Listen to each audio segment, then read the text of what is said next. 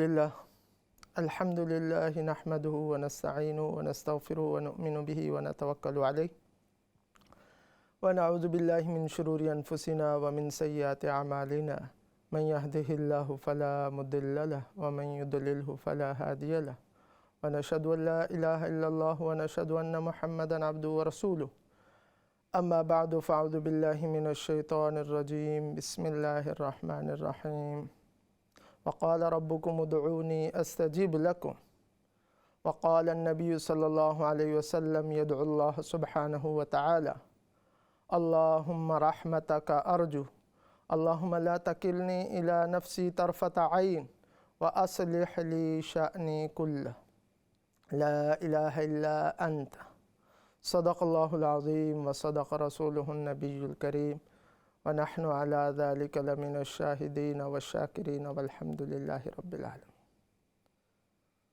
حضرات محترم ناظرین و سامعین، پروگرام رحمان کی رحمت میں ہم آپ کو خوش آمدید کہتے ہیں۔ ناظرین، جیسا کہ آپ جانتے ہیں کہ ہمارے پروگرام کا مقصد یہ ہے کہ ہم اللہ تعالیٰ کی ذات سے دعائیں کرنے والے بن جائیں، دعائیں مانگنے والے بن جائیں، دعائیں سیکھنے والے بن جائیں، دعا کا سلیقہ اور طریقہ ہمیں آ جائے اور زندگی کے ہر موقع پر، ہر موڑ پر ہم اللہ کی طرف متوجہ ہونے والے بن جائیں۔ اس کا بہترین طریقہ دعا ہے، جسے حدیث میں فرمایا الدعاء سلاح المؤمن۔ دعا مومن کا ہتھیار اور ویپن ہے، جس کے ذریعے وہ اپنی تمام پریشانیاں حل کرواتا ہے اور اپنی ہر ضرورت کو پوری کرواتا ہے۔ اللہ تعالیٰ کی ذات سے ہی مانگتا ہے، اللہ کے سامنے ہی سر بسجود ہوتا ہے اور اللہ کے سامنے اپنے الحاح و زاری کر کے اپنی حاجات کو پورا کرواتا ہے۔ تو چنانچہ ہم دعائیں پیش کرتے ہیں، وہ والی دعائیں جو قرآن اور حدیث میں آئی ہیں اور نبی کریم صلی اللہ علیہ وسلم نے ہمیں سکھائیں۔ آج ہم دعا پیش کرنے جا رہے ہیں، سیکھنے جا رہے ہیں اور اللہ کی ذات سے دعا مانگنے جا رہے ہیں۔ وہ دعا ہے اللہم رحمتک ارجو، اللہم رحمتک ارجو اللہم لا تکلنی الی نفسی طرفۃ عین واصلح لی شأنی کلہ لا الہ الا انت۔ بڑی جامع ترین دعا ہے، جس کا معنی اور مفہوم یہ ہے، اے اللہ میں تیری رحمت کا امیدوار ہوں، تجھ سے تیری رحمت مانگ رہا ہوں۔ اے باری تعالیٰ، مجھے میرے نفس کی طرف لمحے بھر کے لیے بھی میرے نفس کے سپرد مجھے نہ کرنا، میرا کارساز تو ہی رہنا، مجھے میرے نفس کے حوالے نہ کرنا۔ وَأَصْلِحْ لِي شَأْنِي كُلَّهُ، اور میرے سارے حالات کو سنوار دے۔ لا الہ الا انت، تیرے سوا کوئی معبود نہیں، کوئی کارساز نہیں، کوئی ولی نہیں، میں اس لیے تیری ذات سے یہ دعا کر رہا ہوں، التجا کر رہا ہوں۔ بڑی اہم ترین دعا ہے۔ اللہ تعالیٰ اس دعا کو ہمارے حق میں، ناظرین و سامعین کے حق میں اور ساری امت کے حق میں مقبول اور منظور فرمائے اور ہمارے لیے رحمت کا، کرم کا اور مغفرت کا فیصلہ فرمائے۔ اس دعا کے اندر نبی کریم صلی اللہ علیہ وسلم نے بہت کچھ، بلکہ یوں کہا جائے سب کچھ مانگ لیا ہے اور ہمیں سکھا دیا ہے کہ اللہ کی ذات سے جب مانگو تو اس طرح دعا مانگو۔ احادیث میں صحابہ نے بیان فرمایا کہ یہ دعا المکروب ہے۔ مکروب کا مطلب یہ ہے کہ جب آدمی مجبور ہو جاتا ہے اور آدمی پریشانی میں ہوتا ہے اور آدمی غم کی کیفیت میں ہوتا ہے، تو اس وقت اس دعا کو کرے تو اس کے غم ختم ہو جائیں گے، اس کی پریشانی دور ہو جائے گی اور وہ اللہ کی رحمت کو سمیٹنے والا ہو جائے گا۔ تو بڑی اہم ترین دعا ہے، اس دعا کو یاد بھی کرنا چاہیے اور پڑھتے رہنا بھی چاہیے اور اللہ کی ذات سے مانگتے رہنا بھی چاہیے۔ یہ دعا حقیقت میں اللہ کی رحمت کو حاصل کرنے کا، اپنے غم اور پریشانیوں کو دور کرنے کا اور نفس اور شیطان سے پروٹیکشن کا بہت اہم ذریعہ ہے۔ تو اس کے اندر سب سے پہلی چیز وہ مانگی گئی، اللہم رحمتک ارجو، اے باری تعالیٰ میں تیری رحمت کا امیدوار ہوں۔ اللہ تعالیٰ کی بے شمار صفات ہیں اور اہم ترین صفات ہیں، صفات کمالیہ ہیں، صفات جمالیہ ہیں، یعنی جن کے اندر جمال ہے، خوبصورتی ہے اور کمال ہے۔ ان کے اندر سب سے اہم ترین جو صفت ہے اللہ تعالیٰ کی وہ صفت رحمت ہے، جس کے اہم ترین مظہر اور اظہار وہ رحمان اور رحیم کی نام کے ساتھ ہوتا ہے۔ بسم اللہ الرحمن الرحیم، قرآن کی شروع کے اندر ہی اللہ کی اس صفت کا اظہار ہے، الحمدللہ رب العالمین الرحمن الرحیم۔ بالکل ابتدا کے اندر ہی اللہ تعالیٰ نے ان صفات کو بیان فرمایا۔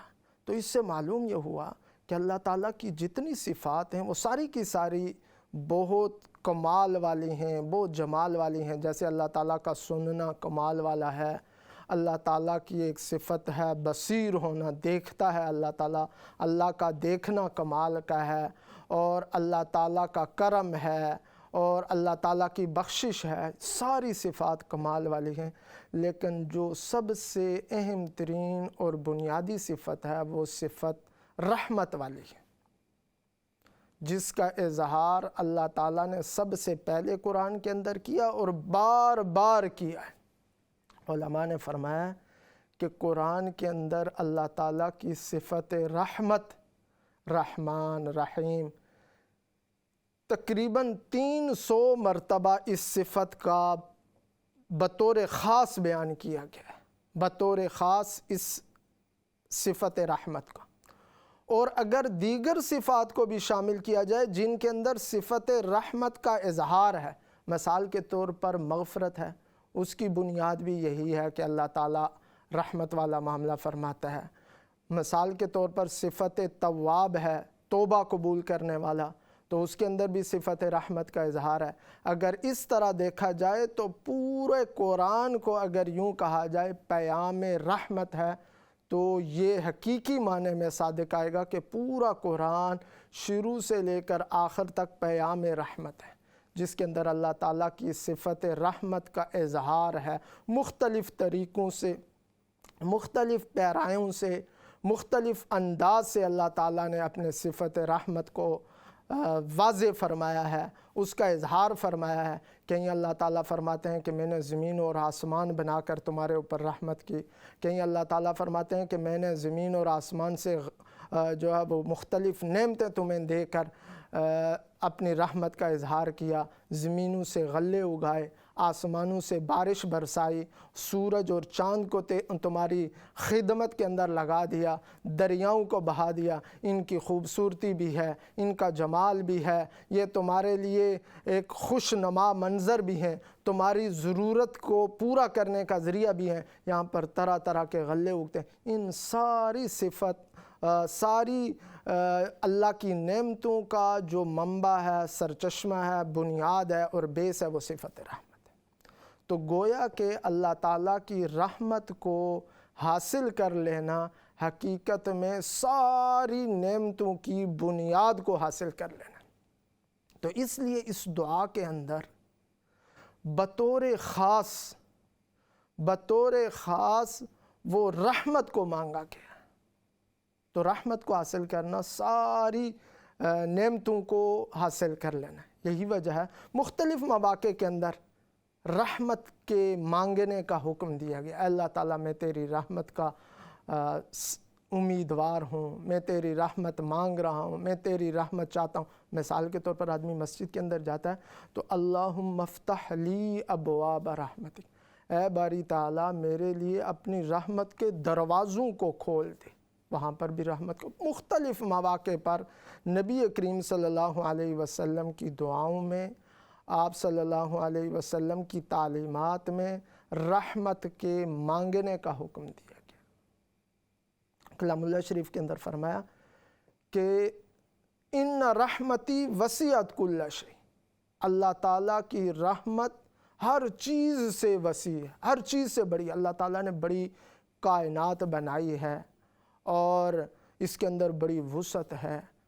سائنس آج تک جتنی اس نے سرچ کی ہے، جتنا کچھ ڈسکور کیا ہے، وہ بہت کم حصہ ہے، اور جتنی وہ ڈسکور نہیں کر سکی، ریسرچ نہیں کر سکی، وہ بہت بڑا حصہ ہے۔ تو ابھی تک کائنات کی وسعتوں کا اور کائنات کے آفاق اور کناروں تک انسان کی سوچ اور سمجھ بھی نہیں پہنچ سکی، اتنی بڑی کائنات اللہ تعالیٰ نے بنائی ہے۔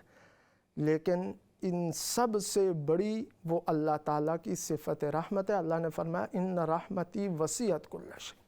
ایک حدیث کے اندر فرمایا، حدیث قدسی ہے، نبی کریم صلی اللہ علیہ وسلم فرماتے ہیں کہ اللہ تعالیٰ فرماتے ہیں کہ اے میرے بندو، مجھ سے مانگو میں تمہیں عطا کروں گا، اگر تم سے گناہ ہو گیا تو مجھ سے بخشش مانگو، میں تمہارے گناہوں کو بخش دوں گا۔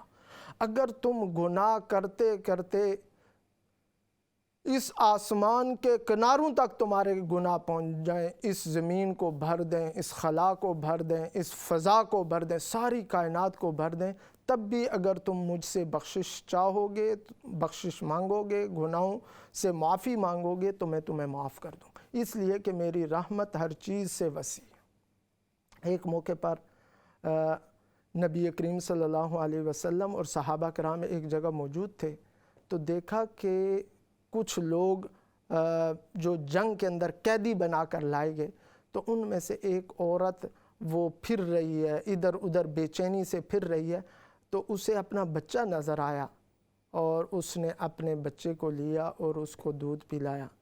تو نبی کریم صلی اللہ علیہ وسلم نے جب اس منظر کو دیکھا تو اس کو بھی اللہ کی رحمت کو سمجھانے کا ذریعہ بنا دیا۔ آپ صلی اللہ علیہ وسلم نے فرمایا، اے میرے صحابہ، تمہارا کیا خیال ہے کہ یہ عورت اپنے اس بچے کو کبھی آگ میں ڈالے گی؟ تو صحابہ کرام نے عرض کیا کہ کبھی بھی نہیں ڈال سکتی، اس لیے کہ یہ اس سے بہت زیادہ محبت کرتی ہے، یہ اس کی جان کا ٹکڑا ہے، یہ اس کے لیے بےتاب تھی اور بے چینی کے ساتھ اسے تلاش کر رہی تھی۔ پھر جب اسے سکون ملا تو پھر بچے کو جب ملاقات ہوئی تو پھر اسے جا کر سکون ملا، یہ کیسے اپنے بچے کو آگ میں ڈال سکتی ہے؟ تو نبی کریم صلی اللہ علیہ وسلم نے فرمایا کہ اللہ تعالیٰ اس عورت سے زیادہ محبت کرتے ہیں، جو یہ عورت اپنے بچے سے محبت کرتے ہیں، اس سے زیادہ اللہ تعالیٰ اپنی مخلوق سے محبت کرتے ہیں۔ یہ آپ صلی اللہ علیہ وسلم نے ایک سمجھانے کے لیے اور انڈرسٹینڈ کروانے کے لیے یہ مثال دی، کیونکہ ظاہر ہے کوئی ایگزامپل ہو انسانوں کے سامنے، کوئی منظر ہو، کوئی واقعہ ہو، کوئی صورت ہو، تو اس سے وہ چیز سمجھ کے زیادہ قریب ہو جاتی ہے، ورنہ حقیقی معنی میں اللہ کی رحمت کو مخلوق کی محبت کے ساتھ کمپیئر کیا ہی نہیں جا سکتا حقیقی معنی میں اگر دیکھیں، کیونکہ ماں کی جو محبت ہے وہ اضطراری ہے اور مجبوری کی وجہ سے۔ ماں اپنے بچے سے اس لیے محبت کرتی ہے کہ وہ اس کا ایک حصہ ہے۔ والدین، ماں اور باپ اور جتنے بھی رشتہ دار اپنے بچوں سے، اپنے رشتہ داروں سے، اپنے پوتے پوتیوں سے، نواسے نواسیوں سے جو محبت کرتے ہیں، وہ اس وجہ سے ہے کہ وہ ان کے ساتھ ایک قسم کا تعلق ہے اور ان کا حصہ ہیں، اس وجہ سے محبت کرتے ہیں اور مجبور ہیں محبت کرنے میں۔ اللہ تعالیٰ کی جو محبت ہے انسانوں سے، وہ بغیر کسی مجبوری کی ہے۔ اللہ تعالیٰ تو احکم الحاکمین ہے، وہ تو خالق کائنات ہیں، ان کو کسی کی ضرورت نہیں ہے، وہ کسی کی وجہ سے مجبور نہیں ہے۔ اللہ تعالیٰ کو جو محبت ہے وہ خالصتاً محبت ہے جو اپنے بندے سے، تو لہٰذا جو اللہ تعالیٰ کی صفت رحمت ہے، صفت رحمت لامحدود صفت ہے، اس کا کوئی کنارہ نہیں۔ ان رحمتی وسعت کل شیء، ساری چیزوں کی ایک لمٹ ہے، ایک حد ہے، لیکن اللہ کی رحمت اس کی کوئی حد نہیں ہے، کوئی لمٹ نہیں ہے، کوئی اس کا کنارہ نہیں۔ تو بڑی اہم ترین دعا ہے جس کے شروع کے اندر ہی نبی کریم صلی اللہ علیہ وسلم نے ہمیں یہ سکھایا، اللہم رحمتک ارجو، اے باری تعالیٰ میں تجھ سے تیری رحمت کا امیدوار ہوں۔ تو اس لیے ہر وقت آدمی کو اللہ تعالیٰ سے رحمت مانگنی چاہیے۔ دو چیزیں بڑی اہم ہیں، ایک یہ ہے کہ اپنی ذات کو جب دیکھا جائے تو آدمی اپنے اعمال کی وجہ سے اور اپنے شب و روز کی وجہ سے، اپنے دن اور رات کی وجہ سے، اور اپنے جو اعمال کر رہا ہے ان کو دیکھ کر آدمی کو خوف آنا چاہیے، اللہ تعالیٰ سے ڈرنا چاہیے، جسے وہ تقویٰ کہتے ہیں۔ اور جب اللہ کی رحمت کو دیکھے تو پھر آدمی کو اللہ تعالیٰ کی رحمت کا یقین کرتے ہوئے اللہ تعالیٰ سے رحمت مانگنی چاہیے۔ تو خوف بھی ہونا چاہیے اپنے اعمال کا، اور اللہ تعالیٰ کی صفت رحمت کا استحضار بھی ہونا چاہیے۔ حضرت فاروق اعظم رضی اللہ تعالیٰ عنہ نے بڑی خوبصورت طریقے سے اس کی مثال بیان فرمائی ہے۔ فرماتے ہیں کہ اگر قیامت والے دن سارے لوگوں کے جنت میں جانے کا فیصلہ کر دیا جائے اور ایک شخص کے بارے میں یہ حکم ہے کہ جہنم میں ایک شخص جائے گا، باقی سارے لوگ جنت میں جائیں گے، تو میں جب اپنے اعمال کو دیکھتا ہوں تو مجھے خیال ہوتا ہے کہ وہ جہنم میں جانے والا شخص میں ہی ہوں گا۔ اپنے اعمال کا خوف اتنا ہے اور اللہ سے ڈر اتنا ہے کہ ایک بندے کے جہنم کا فیصلہ ہو تو مجھے شک ہوگا کہ میں وہی ہوں۔ اور اگر قیامت والے دن یہ فیصلہ ہو جائے کہ سارے لوگ جہنم میں جائیں گے، ایک شخص جنت میں جائے گا، تو مجھے اللہ کی رحمت سے امید یہ ہے کہ وہ جنت میں جانے والا شخص میں ہی ہوں گا۔ تو یہ ہے رحمت اور خوف کے درمیان بیلنس ہونا چاہیے۔ تو اللہ تعالیٰ سے ہر وقت رحمت مانگنی چاہیے، عافیت مانگنی چاہیے۔ کلام اللہ شریف کے اندر فرمایا لا تقنطوا من رحمت اللہ، اللہ کی رحمت سے مایوس نہ ہو۔ اللہ کی رحمت کا ہر وقت آدمی مانگنی بھی چاہیے، امید بھی کرنی چاہیے، یقین رکھنا چاہیے کہ اللہ تعالیٰ میرے ساتھ کرم والا رحمت والا معاملہ فرمائیں گے۔ ایک اور حدیث میں نبی کریم صلی اللہ علیہ وسلم نے فرمایا کہ اللہ تعالیٰ فرماتے ہیں کہ میں اپنے بندے کے ساتھ اس کے گمان کے مطابق فیصلہ کرتا ہوں، معاملہ کرتا ہوں۔ اگر وہ میرے ساتھ رحمت والا معاملہ کرتا ہے، گمان کرتا ہے کہ اللہ تعالیٰ مجھے معاف کر دے گا، اللہ تعالیٰ مجھے بخش دے گا، تو میں اسے بخش دیتا ہوں۔ تو لہٰذا ہمیں اللہ تعالیٰ کی ذات سے ہر وقت رحمت کی، معافی کی اور کرم کی امید بلکہ یقین کرنا چاہیے۔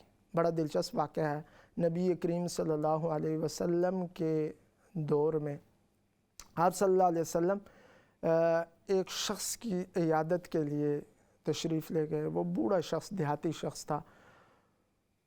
تو آپ صلی اللہ علیہ وسلم نے جا کر اسے تسلی دی اور دعا کی اس کے لیے، لا بأس طہور انشاءاللہ۔ جیسا کہ آپ صلی اللہ علیہ وسلم نے ہمیں بھی تعلیم دی ہے، سب کو تعلیم دی ہے کہ جب کسی کی عیادت کے لیے جاؤ، کسی بیمار کے وزٹ کرو، تو وہاں پر یہ دعا پڑھو، جس کا مطلب بڑا عظیم ہے کہ لا بأس، کوئی بات نہیں ہے، نو پرابلم، کوئی حرج نہیں ہے، پریشانی کی بات نہیں ہے، طہور انشاءاللہ، انشاءاللہ آپ ٹھیک ہو جاؤ گے۔ تو بڑی تسلی بھی ہے۔ یہ حقیقت میں دو چیزیں ہیں اس کے اندر، اس دعا کے اندر، ایک تو یہ بیمار کے لیے تسلی بھی ہے اور دوسرا اس کے لیے دعا بھی ہے، دونوں چیزیں۔ تو نبی کریم صلی اللہ علیہ وسلم نے یہ دعا کی اس مریض کے لیے، تو وہ بیچارہ دیہاتی آدمی تھا، بوڑھا آدمی تھا، کم فہم تھا، تو اس نے یہ کہا کہ ابھی کہاں جو اب وہ شفا ملے گی، ابھی بوڑھی ہڈیاں ہیں اور بخار سے جسم چور ہو رہا ہے، اور اس حالت میں کہاں شفا ملے گی۔ تو نبی کریم صلی اللہ علیہ وسلم نے فرمایا تب ایسا ہی ہوگا جیسے تم کہہ رہے ہو۔ تو پھر چند ہی دن گزرے کہ وہ بندہ اس دنیا سے چلا گیا۔ تو اس سے یہ معلوم ہوا کہ اس نے اللہ تعالیٰ کی رحمت سے نا امید ہوا، مایوس ہوا، تو اس کے ساتھ وہی والا معاملہ ہوا۔ تو ہر وقت اللہ تعالیٰ کی رحمت کا امیدوار ہونا چاہیے۔ تو اس دعائے مبارک کے اندر سب سے اہم ترین چیز جو بنیادی چیز ہے وہ یہ ہے کہ اللہ کی رحمت کا امیدوار ہونا۔ اس کے بعد اللہم لا تکلنی الی نفسی طرفۃ عین، اے باری تعالیٰ مجھے میرے نفس کی طرف ایک لمحے کے لیے بھی سپرد نہ کیجیے، کیونکہ نفس وہ ہمیشہ برائی کی طرف لے جانے والا ہے اور برائی کا حکم کرنے والا ہے اور جہنم کے راستے پر چلانے والا ہے۔ تو مجھے ہمیشہ اپنی پروٹیکشن میں، اپنے مدد میں رکھیں اور اپنی حفاظت میں مجھے رکھیں، مجھے میرے نفس کے سپرد نہ کر دینا۔ تو کیونکہ اللہ کی رحمت کو اگر آدمی سمیٹ لے اور رحمت کا حصہ لے لے اور اس کے بعد اگر وہ نفس کے بہکاوے میں آ سکتا ہے، یہ حفاظت کا ذریعہ نبی کریم صلی اللہ علیہ وسلم نے بیان فرمایا کہ پہلے اللہ کی رحمت کو مانگو اور پھر اللہ تعالیٰ سے حفاظت مانگو کہ اللہ تعالیٰ اپنی حفاظت میں بھی رکھے، تو نفس کے بہکاوے میں نہ آئے۔ تو اللہم لا تکلنی الی نفسی طرفۃ عین، اے باری تعالیٰ مجھے میرے نفس کی طرف ایک لمحے کے لیے بھی نفس کے سپرد نہ کیجیے، یہ تو ہمیشہ برائی کا حکم کرتا ہے۔ وَأَصْلِحْ لِي شَأْنِي كُلَّهُ، اور میرے سارے حالات کو سنوار دے، میرے دنیاوی امور کو بھی سنوار دے، میرے آخرت کے معاملات کو بھی سنوار دے، دنیا کے اندر میرے ساتھ بھلائی کا، رزق کا، فلاح کا معاملہ فرما، اور آخرت کے اندر معافی کا، نجات کا، رحمت کا معاملہ فرما، دنیا و آخرت کے اندر مجھے ساری نعمتیں عطا فرما۔ لا الہ الا انت، اس لیے کہ تیرے علاوہ کوئی معبود نہیں ہے، تیرے علاوہ کوئی عطا کرنے والا نہیں ہے۔ اس دعا کے شروع کے اندر اللہ کی رحمت کو مانگا گیا اور آخر کے اندر اللہ تعالیٰ کی صفات کو بیان کیا گیا کہ اللہ کے علاوہ کوئی معبود نہیں ہے، اللہ کے علاوہ کوئی کارساز نہیں ہے، اللہ کے علاوہ کوئی دینے والا نہیں ہے۔ اے باری تعالیٰ اس لیے میں تجھ ہی سے سوال کر رہا ہوں۔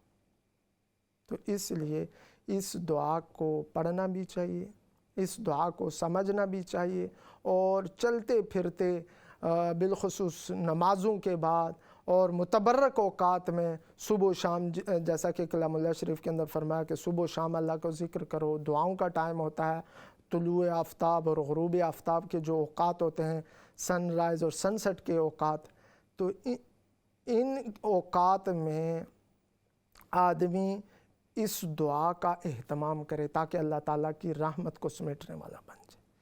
تو اللہ کی رحمت کو سمیٹنا، اللہ کی رحمت کو مانگنا، اور اس کے بعد پھر پروٹیکشن بھی اللہ تعالیٰ سے مانگنا۔ اے باری تعالیٰ تو نے بہت بڑی نعمت عطا فرمائی ہے کہ اپنی تمام نعمتوں کا اور تمام انعامات کا، جزا کا منبع، بنیاد اور سرچشمہ اور بیس وہ رحمت عطا فرمائی۔ اے باری تعالیٰ اس کے بعد تو ہمیں ہمارے نفس کی طرف سپرد نہ کر دینا، حوالے نہ کر دینا، بلکہ اپنی پروٹیکشن رکھنا اور اپنی حفاظت میں رکھنا تاکہ ہم اس عظیم نعمت کی حفاظت کرنے والے بن جائیں۔ ایک حدیث کے اندر آتا ہے کہ نبی کریم صلی اللہ علیہ وسلم نے فرمایا کہ جب حفت الجنہ بالمکارہ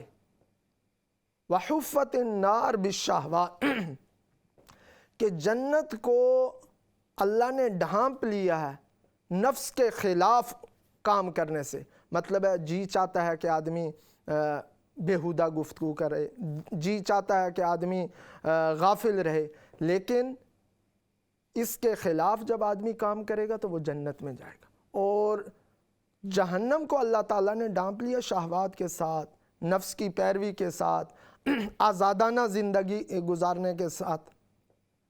تو اس لیے ہر وقت آدمی کو اس بات کا خیال رکھنا چاہیے کہ نفس کی پیروی نہ ہو، اور یہ اللہ تعالیٰ سے مانگنا چاہیے۔ علماء نے بڑی خوبصورت بات کی ہے کہ ایک قدم نفس پر رکھو اور دوسرا جنت میں ہوگا۔ تو اس لیے ناظرین اس دعا پر بات ہوگی انشاءاللہ مختصر سے بریک کے بعد ہم دوبارہ حاضر ہوں گے۔ والسلام علیکم ورحمۃ اللہ وبرکاتہ۔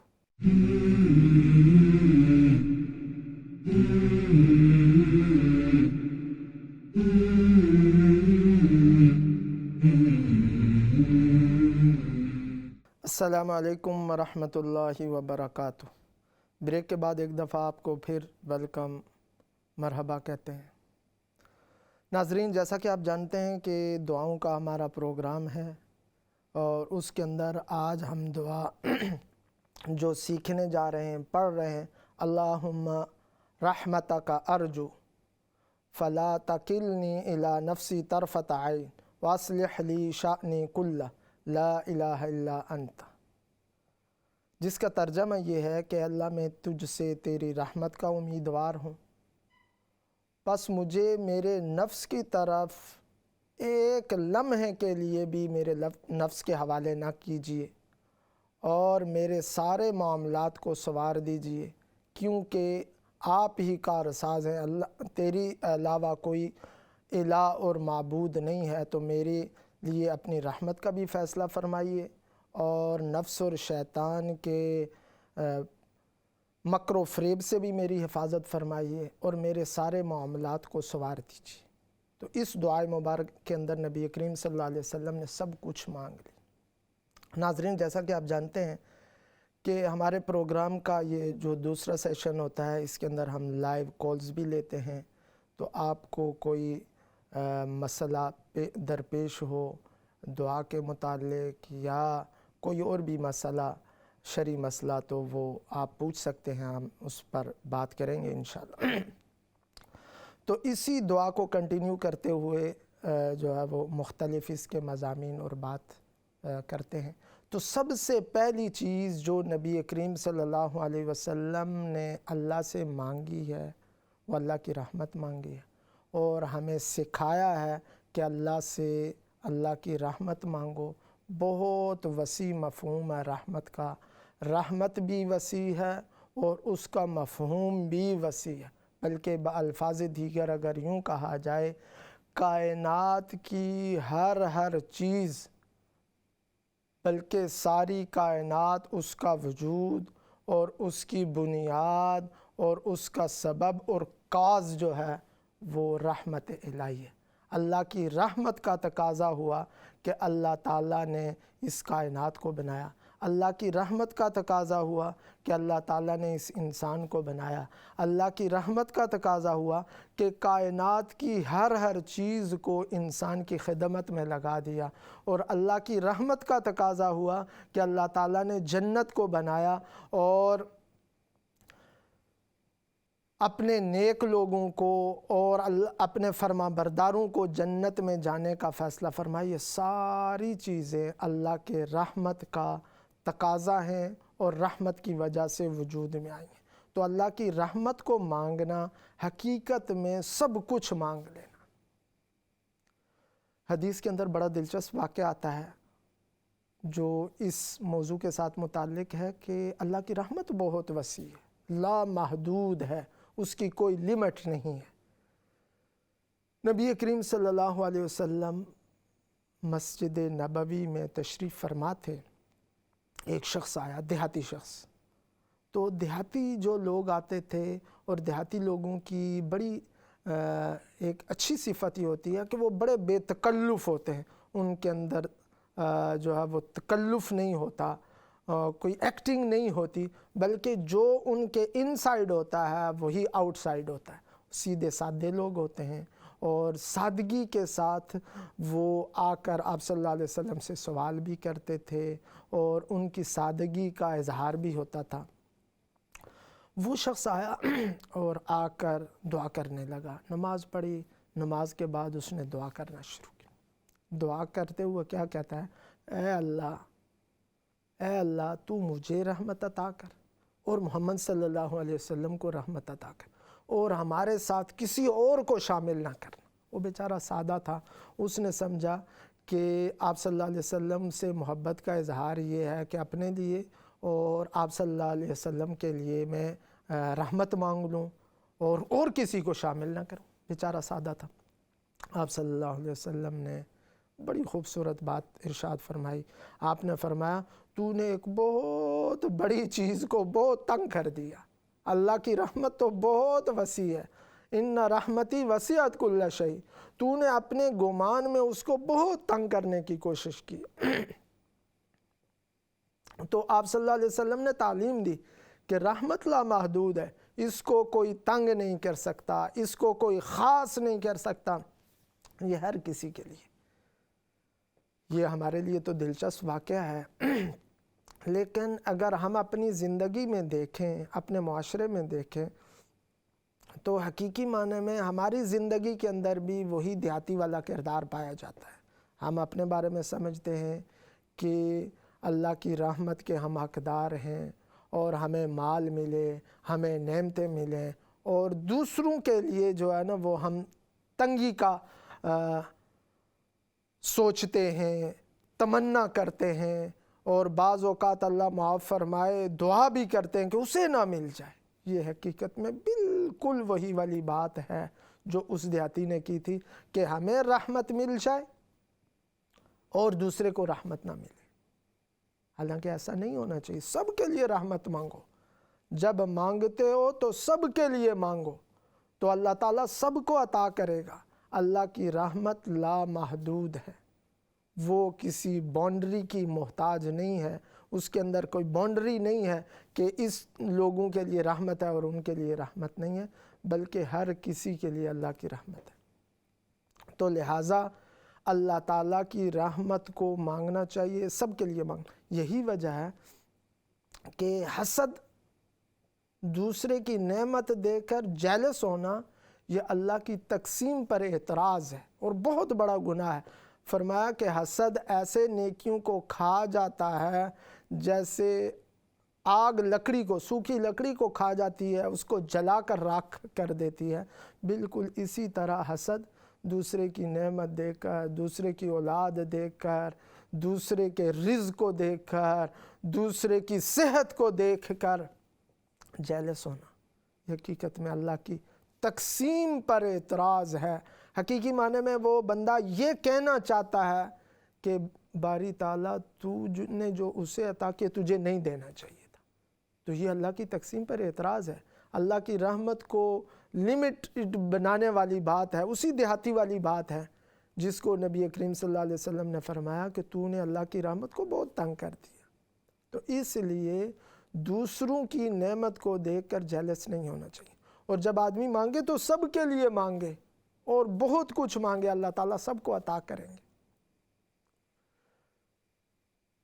ایک اور بڑا دلچسپ واقعہ حدیث کا ہی ہے اور ہمارے سمجھنے کا بھی ہے اور عمل کرنے کا بھی ہے اور بہت بڑا سبق ہے۔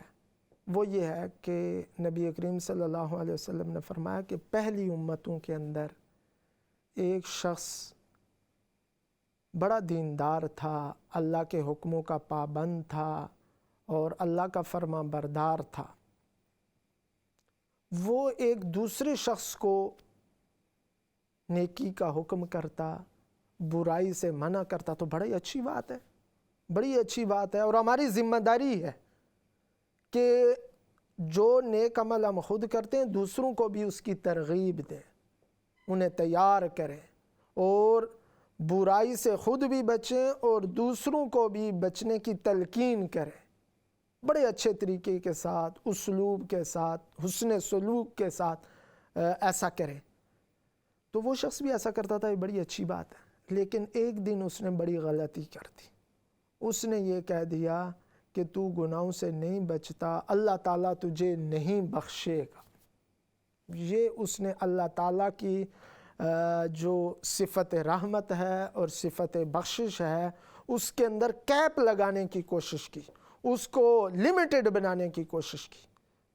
تو اللہ تعالیٰ نے یہ فیصلہ فرمایا کہ وہ جو گنہگار تھا اس کو معاف فرما دیا، کہ وہ گنہگار ہونے کے باوجود اللہ کی رحمت کا طلبگار تھا، اور یہ شخص نیک تھا، نیک اعمال کرتا تھا، لیکن اس نے اللہ تعالیٰ کی صفت رحمت کو محدود کر دیا اور اللہ کے بارے میں یہ فیصلہ کر دیا کہ اللہ اس کو نہیں بخشے گا، تو اللہ تعالیٰ نے اس کو جہنم میں عذاب کے اندر بھیج دی۔ اس لیے کسی کی جنت اور جہنم کا فیصلہ ہم نہیں کر سکتے۔ ہم یہ تو فیصلہ کر سکتے ہیں کہ یہ شخص اچھا کام کر رہا ہے یا برا کام کر رہا ہے۔ اگر شریعت کے مطابق کر رہا ہے تو اچھا کام کر رہا ہے، اور اگر شریعت کے خلاف کر رہا ہے تو برا کام کر رہا ہے، تو یہ تو کہہ سکتے ہیں۔ لیکن یہ کہنا کہ اللہ اس کو نہیں بخشے گا یا اس کو بخشے گا، ایسا کہنے کا کسی کو حق نہیں ہے۔ تو اس لیے اللہ کی رحمت بہت وسیع ہے، اس کو لمیٹڈ بنانے کی بھی کوششیں نہیں کرنی چاہیے، اس کو خاص بنانے کی بھی کوشش نہیں کرنی چاہیے۔ اللہ کی رحمت بہت وسیع ہے اور ہر کسی کے لیے، اور ہر وقت ہمیں اللہ کی رحمت مانگنی چاہیے۔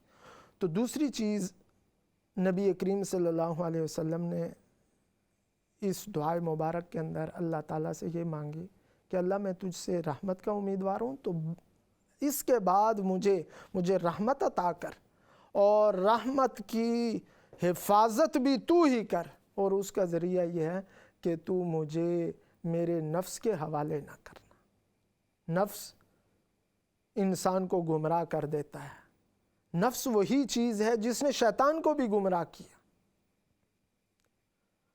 تو نفس وہ چیز ہے جس نے شیطان کو گمراہ کی، اس لیے اللہ تعالیٰ سے ہر وقت پروٹیکشن مانگنی چاہیے۔ ہمارے ساتھ ایک کالر ہیں، ان سے بات کرتے ہیں۔ جی السلام علیکم۔ السلام علیکم کال صاحب۔ وعلیکم السلام۔ میں آپ سے یہ سوال پوچھنا چاہتی ہوں کہ مجھے گھٹنوں کی تکلیف ہے اور ٹانگوں کی بھی تکلیف ہے، پر میں چیئر پہ بیٹھ کے نماز پڑھتی ہوں۔ تو میرے دو سوال ہیں پلیز۔ اچھا، پھر میں جس وقت پاؤں دھوتی ہوں نماز کے لیے وضو کرتی ہوں، تو میں اوکڑ کے پاؤں کا مسح نہیں کر سکتی، کھڑے ہو کے پاؤں پہ میں پانی 3 دفعہ ڈال دیتی ہوں، تو یہ جائز ہے کہ مسح کرنا ضروری ہے؟ اچھا، دوسرا یہ سوال ہے کہ مجھے ساری 10 صورتیں نہیں آتی، مگر جو بھی صورت آتی ہے وہ مکس پڑھ لوں فردوں میں تو کوئی حرج نہیں، جس طرح قل جاء ایھا الکافرون اب پڑھتی ہوں، تو اس کے بعد میں اذا جاء نصر اللہ پڑھ لیتی ہوں، یا اور کوئی لیلۃ قریشن پڑھ لیتی ہوں، تو یہ پڑھ سکتی ہوں؟ جی، آپ کے سوالوں کا جواب دیتے ہیں۔ پہلے سوال کا جواب یہ ہے کہ آپ نے جو پوچھا کہ آپ وضو کرتے وقت پاؤں کو نہیں دھو سکتی، تو اس کا شرعی حکم یہ ہے کہ اگر آدمی کے پاس کوئی ایسا آدمی ہو جو اس کی ہیلپ کروانے والا ہو، تو پھر وہ اس کے ذریعے آدمی اپنے اعضاء کو، پاؤں کو دھو لے۔ مثال کے طور پر آپ کی کوئی بیٹی ہے یا بہو ہے، یا جو ہے وہ بیٹا ہے یا پوتا ہے، کوئی سمجھدار ہے، تو اس کے ذریعے آپ اپنے پاؤں کو دھو لیں۔ اگر نہیں ہے تو پھر ایسی صورت میں آپ مسح کر لیں، تو جو ہے وہ آپ کا وضو ہو جائے گا۔ اوپر سے پانی بہا دیں تو پاؤں دھل جائیں گے، پانی کھڑے کھڑے ہی بہا دیں، کسی جو ہے وہ چیز کے ذریعے ڈال دیں تو ہو جائے گا۔ دوسرا یہ ہے، دوسرا سوال آپ نے یہ پوچھا کہ نماز پڑھتے وقت آپ کو 10 صورتیں نہیں آتی، تو نماز ہو جاتی ہے۔ کسی کو اگر ایک صورت آتی ہے تو وہی نماز کے اندر بار بار پڑھتا ہے تو اس سے بھی نماز ہو جاتی ہے۔ البتہ 10 صورتیں آدمی کو آنی چاہیے تاکہ مختلف رکعتوں میں مختلف صورتیں پڑھی جا سکیں۔ البتہ مختلف صورتیں پڑھتے وقت اس بات کا خیال رکھنا چاہیے کہ صورتوں کے اندر ترتیب کے ساتھ پڑھنی چاہیے۔ مثال کے طور پر اگر پہلی رکعت میں قل یا ایھا الکافرون پڑھی ہے تو دوسری میں اذا جاء پڑھے، اور تیسری میں تبت یدا پڑھے، اور چوتھی میں قل واللہ احد پڑھے اگر سنتیں پڑھ رہا ہے، اور اگر فرض پڑھ رہا ہے تو پہلی میں قل یا ایھا الکافرون، دوسری میں اذا جاء۔ تو ترتیب کے ساتھ صورتیں پڑھنی چاہیے، آگے پیچھے کر کے نہیں پڑھنی چاہیے۔ ایسا نہ کرے کہ پہلی رکعت میں قل یا ایھا الکافرون پڑھ لے اور دوسری میں انا اعطیناک پڑھے، یا پہلی میں قل واللہ احد پڑھے اور دوسری میں تبت یدا پڑھے۔ ترتیب کا خیال رکھنا چاہیے۔ جی، ابھی اسی دعا کے بات کو کنٹینیو کرتے ہیں۔ تو نبی کریم صلی اللہ علیہ وسلم نے اس دعائے مبارک کے اندر اللہ کی رحمت کو سمیٹنے کا، مانگنے کا سلیقہ اور طریقہ بتایا، اور دعا کی کہ اے باری تعالیٰ میں تجھ سے تیری رحمت کا امیدوار ہوں۔ فلا تکلنی الی نفسی طرفۃ عین، ایک لمحے کے لیے بھی مجھے میرے نفس کے حوالے نہ کرنا۔ تو اپنے نفس کے شر سے ہر وقت آدمی کو ڈرنا چاہیے۔ بڑا دلچسپ واقعہ ہے جو قرآن کا سب سے خوبصورت واقعہ ہے، حضرت یوسف علیہ السلام کا، اور اللہ تعالیٰ نے ان کی برات کو ظاہر فرمایا کہ جس عورت نے ان پر الزام لگایا تھا، بعد میں یہ بات واضح ہو گئی کہ اس عورت نے جھوٹا الزام لگایا تھا۔ جب ان کی برات ظاہر ہو گئی، عوام کے سامنے آ گئی، بادشاہ کو پتہ چل گیا کہ اس عورت نے جھوٹا الزام لگایا تھا، لیکن اس کے باوجود پیغمبرانہ صفت دیکھیے اور پیغمبرانہ عاجزی دیکھیے۔ اس کے بعد حضرت یوسف علیہ السلام کہتے ہیں وَمَا أُبَرِّئُ نَفْسِي إِنَّ النَّفْسَ لَأَمَّارَةٌ بِالسُّوءِ إِلَّا مَا رَحِمَ رَبِّي۔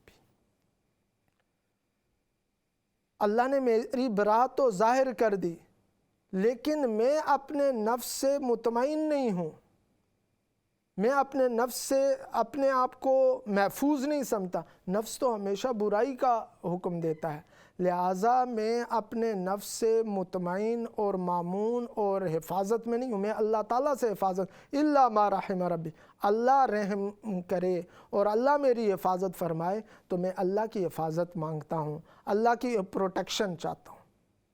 تو اس لیے ہر وقت آدمی کو نفس کی شرارتوں سے، نفس کی مکاریوں سے، نفس کے فریب سے اللہ تعالیٰ کی پناہ مانگنی چاہیے، جو اس دعائے مبارک کے اندر نبی کریم صلی اللہ علیہ وسلم نے سکھائی ہمیں۔ تو اس دعا کے اندر یہ فرمایا، آگے نبی کریم صلی اللہ علیہ وسلم نے فرمایا فَلَا تَكِلْنِي إِلَىٰ نَفْسِي طَرْفَةَ عَيْنٍ وَأَصْلِحْ لِي شَأْنِي كُلَّهُ، اور میرے سارے معاملات کو سنوار دیجیے، درست کیجیے، میرے دنیا کے معاملات ہوں یا آخرت کے معاملات ہوں، ان سارے معاملات کو سنوار دیجیے۔ اس کا ایک طریقہ یہ ہے، اور گویا کہ یہ اتنی جامع ترین دعا ہے کہ اس کے اندر دنیا اور آخرت کے سارے معاملات آ گئے۔ آدمی کہ کچھ اعمال کا تعلق زبان سے ہوتا ہے، دیکھنے سے ہوتا ہے، سارے میرے زبان کے اندر پاکیزگی کو عطا فرما دیجیے۔ چنانچہ حدیث کے اندر فرمایا کہ بعض اوقات آدمی نیک اعمال کرتے کرتے وہ جنت کے اتنے قریب ہو جاتا ہے جتنا ایک بالشت ہوتا ہے، اتنا قریب، اس قدر جنت کے قریب ہو جاتا ہے، لیکن وہ کوئی ایسا کلمہ کہہ دیتا ہے زبان سے جس کی وجہ سے وہ جہنم کی کھائی میں اور جہنم کی گہرائی میں پہنچا دیا جاتا ہے۔ تو اس لیے آدمی کو ہر وقت ڈرنا چاہیے اور اللہ تعالیٰ سے مانگنا چاہیے کہ اللہ تعالیٰ میری حفاظت فرمائے اور میرے سارے معاملات کو درست فرمائے، میری زبان کو سچائی عطا فرمائے اور میرے آنکھوں میں حیا عطا فرمائے۔ سچائی کا تعلق عمومی طور پر ہم یہ سمجھتے ہیں کہ سچائی کا تعلق جو ہے وہ صدق کا تعلق یہ ہے کہ آدمی وہ بات کرے جو واقعہ کے مطابق ہو، اس کو سچا کہتے ہیں۔ حالانکہ قرآن اور حدیث میں اگر دیکھا جائے تو سچائی کا تعلق صرف جو ہے وہ واقعے کے مطابق بات کرنے کا نہیں ہے، سچائی کا تعلق یہ ہے کہ آدمی ہر وہ کام کرے، ہر ایسی بات جو شریعت کے مطابق ہو۔ مثال کے طور پر یہ ہے کہ اگر کوئی آدمی کسی کی غیبت کرتا ہے، اب غیبت کرنا واقعے کے مطابق ہے، کسی کے اندر کوئی برائی ہے اور اس برائی کو وہ بیان کر رہا ہے تو یہ واقعے کے مطابق بیان کر رہا ہے، وہ چیز واقعہ میں پائی جاتی ہے، لیکن اس کے باوجود شریعت نے اسے منع کیا۔ تو اس کا مطلب یہ ہے کہ سچائی کا تعلق یہ نہیں ہے کہ وہ واقعے کے مطابق ہو، سچائی کا تعلق یہ ہے کہ وہ شریعت کے مطابق ہو۔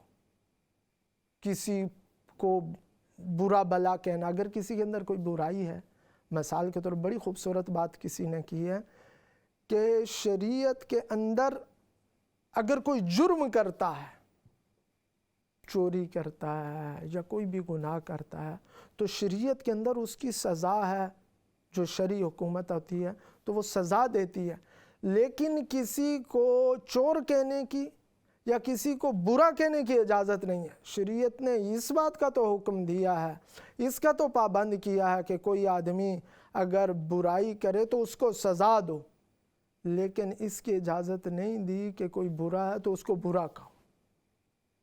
تو لہٰذا اپنے قول اور فعل، ہر عمل کی اصلاح یہ اللہ تعالیٰ سے مانگنی چاہیے کہ ہمارا ہر عمل وہ شریعت کے مطابق ہو جائے، اللہ کی مرضی کے مطابق ہو جائے، اللہ کی چاہت کے مطابق ہو جائے۔ تو اس کی دعا آدمی کر سکتا ہے۔ کتنے آدمی کے اعمال ہیں، صبح اٹھنے سے لے کر شام تک کتنے اعمال ہیں۔ آدمی کہیں پر بات کرتا ہے تو اس بات کا خیال رکھے کہ بات کرتے وقت کسی کی دل آزاری نہ ہو، کسی کو طعن و تشنیع نہ کرے، کسی کا مذاق نہ اڑائے۔ بہت سی باتیں کا تعلق ایسا ہے جو ہمارے اندر برائیاں پائی جاتی ہیں، ان کی بنیاد غلط فہمی ہے۔ غلطی کی بنیاد غلط فہمی ہوتی ہے۔ عمومی طور پر ہم یہ سمجھتے ہیں کہ کسی کے ساتھ مذاق کرنا یہ جائز ہے،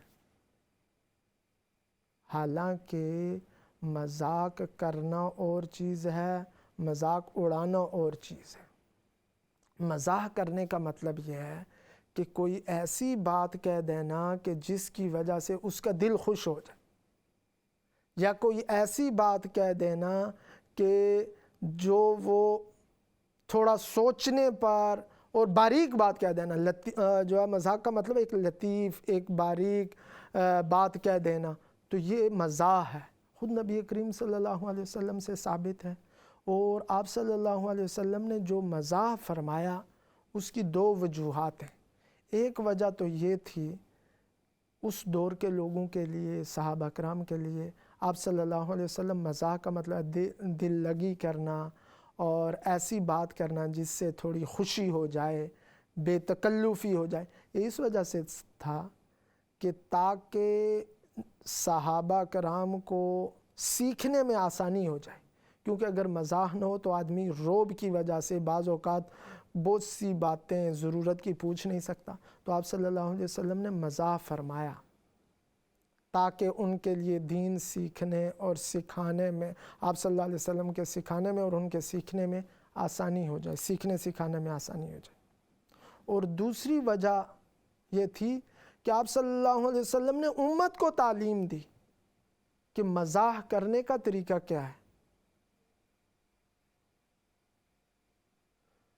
تاکہ قیامت تک آنے والے انسان ہیں، آپ صلی اللہ علیہ وسلم کی تعلیمات ان کے لیے ہیں، تو وہ کیسے مزاح کریں۔